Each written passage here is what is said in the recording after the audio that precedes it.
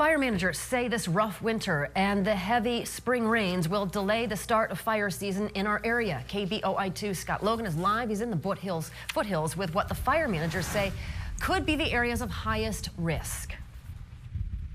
Fire season could be delayed by a month or so, but when it gets going down here in the lower elevations, boy, it has the opportunity to really take off. That's because all of this moisture means the brush and grass is really growing, and then when this all dries out, and you know it will, it'll be set to burn.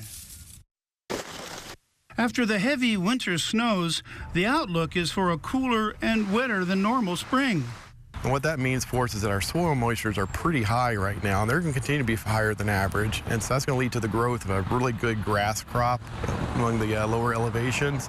We're actually kind of concerned about that. Concerned because once the grass dries out, it will create heavy and abundant fuel for fast-striking wildfire.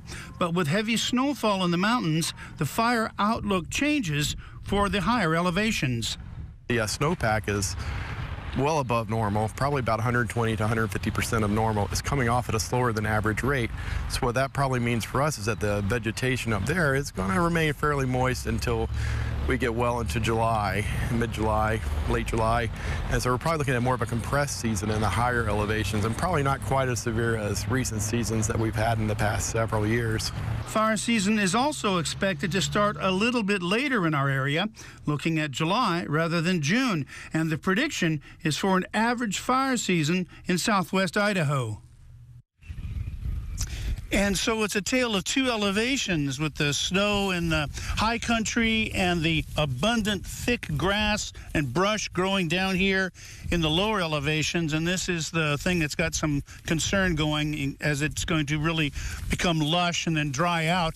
Now, fire managers will put out another outlook in May that will focus on the more critical months of July and August later this summer. Live in the Boise foothills, Scott Logan, KBOI2 News.